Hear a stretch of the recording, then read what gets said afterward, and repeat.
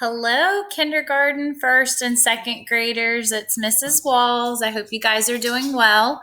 I am going to be reading another Caterpillar book to you today, and this is one of my favorites. You may remember it. For some of you, I did read this last year when the book fair was going on because it was actually my favorite book from the book fair. It's called The Very Impatient Caterpillar, and I always get excited when I get to read it because I just think he's really funny. But before we begin, I want to talk to you about something that I'm going to have you guys do with it. So in the book, there is a big cause and effect throughout the story. And I want you guys to listen as I read because I'm going to have you guys pick it out. And then I want you to create your own cause and effect.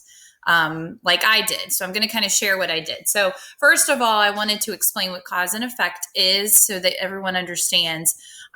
So the definition for cause is the reason for something happening. Like, why did it happen? And the effect is, well, what happened because of it. So an example that I did was for the cause is I didn't tie my shoes. Bad move. And the effect was I fell down. Ow. So while we are listening to the story, and while I'm reading the story and you're listening, I want you to think, what is the big cause in the story? And what is the big effect in the story? And what you guys are going to do is kind of like what I did here, where I made almost like a 4 square. And you are going to write cause on one side, just like I did, and effect on the other. And you are going to write down or draw, if you're in kindergarten, you might draw it. What is the big cause in the story? And then what is the effect? And maybe for kindergartners, parents, maybe you guys can underneath help with them. They can tell you what the cause is and you could write it out for them if they're unable to do that yet. And same thing with effect. Now, my first and second graders, I would like for you to try and write a little sentence underneath. So remember capitals and punctuation marks. And then at the bottom, the other square that's going to be available there, I want you to write down your own example. Don't take mine. I want you to think of your own example of cause and effect. And you can illustrate a little picture to go with each one of those as well. Okay, so we're going to get started. I'm going to go ahead and start reading. And so this is a Scholastic book, and Scholastic has been really generous in letting me read their books to you guys throughout this time. They gave me permission, so thank you to Scholastic for allowing me to read their books right now. So this is called The Very Impatient Caterpillar again, and it's written by Ross Burrick, and I believe he's also the illustrator. Hey! What are you guys doing? We're going to metamorphosize. And so I'll read it and then I'll try to kind of zoom it in there a little bit so you guys can see the pictures because I know this is still a learning process for us all here to figure out how to show it the best way. So metamorphosize, before we go any further, that's kind of a fun word to say, metamorphosize. And here in a second, you're going to learn what that means. So pay attention here on this page because it's going to say it. Meta, what now? Transform into butterflies. So to metamorphosize means to transform. Right. I knew that. Wait, you're telling me I can become a butterfly? Yes. With wings? Yes. For real? Yes. Wait for me!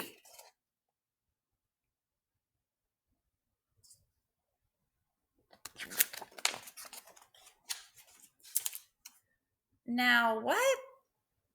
Build your chrysalis. Chrysalis. Right. I knew that. What? How did you do that? Is it a spin or more of a twirl? So chrysalis, remember, is what a butterfly or caterpillar builds to metamorphosize in, to change in. Am I a butterfly yet? Ugh. Now what? Just be patient and let nature take its course. Patience. Right. I got this. You think he's going to be patient? Does he seem very patient?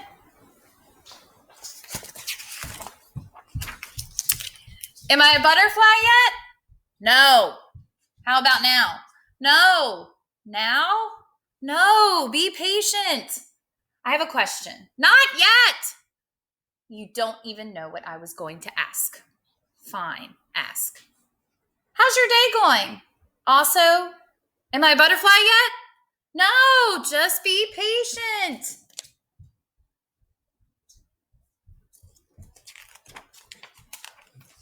Shh. We're trying to metamorphosize. Okay.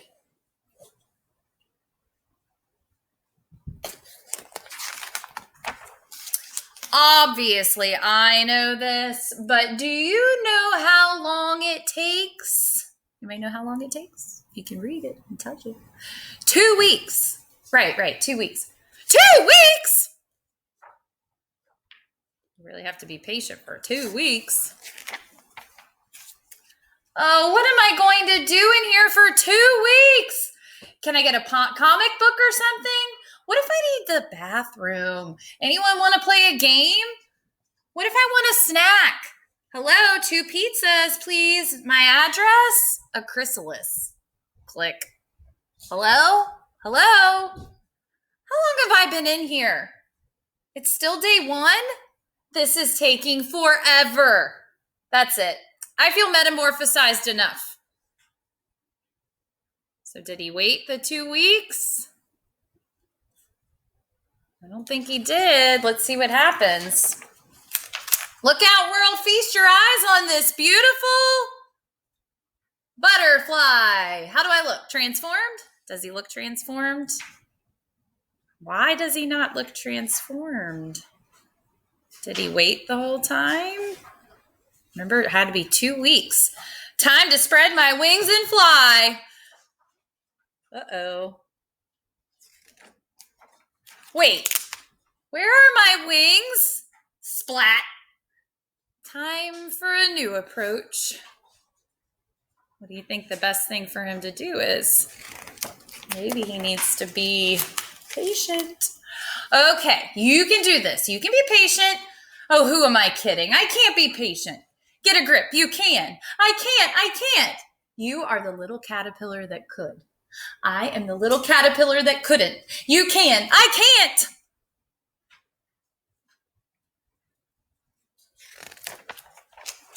You can. I can't. You can. I can't. Look at that squirrel. Like, what in the world?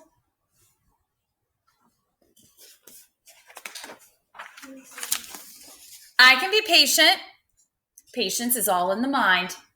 Be one with the chrysalis. I'm doing it. Just be patient. Just be patient. Deep breath in and out. Look, day 6. Now he's going from day 7, day 8, 9, 10, 11, 2 weeks later. What do you think's going to happen? Because he was patient. I did it. I'm a butterfly. And so we talked the other day, if you watched my other video on the very hungry caterpillar, we talked about how butterflies are what's called symmetrical. They're a form of symmetry, which means that if I were to basically cut them in half, which I wouldn't do, but if I was to do that, both sides are actually the same. They're identical. You know, I do feel transformed. Starting now, I'm going to be way more patient. That's great. Hey, where are you all going? We're migrating. Right. Wait for me. Do you know what migrating means? I'm curious. Maybe you can tell me on your paper. Are we there yet? So is he still a little impatient? I think so. But at least he was patient enough to finally wait. So again, what you're going to do is take a piece of paper It can be construction paper, computer paper, notebook paper, whatever you have there. And you're just going to make a four square type thing like I did. On one side, you're going to write cause. The other side, you'll write effect. And I want you to pick out one example of cause and effect from the story, maybe the big one. There was a really big one in the story there. And then I want you to come up with your own example and tell me. And you can draw pictures to tell me. Kindergarten, you might mainly be drawing pictures, but if you can, write me a little something underneath to explain it. First and second, I am expecting you to write me a little sentence underneath yours. Now, what do you do when you're finished with it? So what I would like for you to do for right now, until I get everything figured out, you're going to take a picture of your paper and email it to me. And you can email it to LJ Walls, WALLS, at K12.WV.US. Make sure you put your name on your paper in case you're sending it from maybe your parents' email. I might not know who that is. So it is really important that you do put your first and last name on your paper for me. Maybe even your class. That would be really, really helpful if you could put your teacher's name underneath your name so that I can keep track of them better. So I hope you guys have a great day. Enjoy the rest of your week, and I'll see you soon. Bye.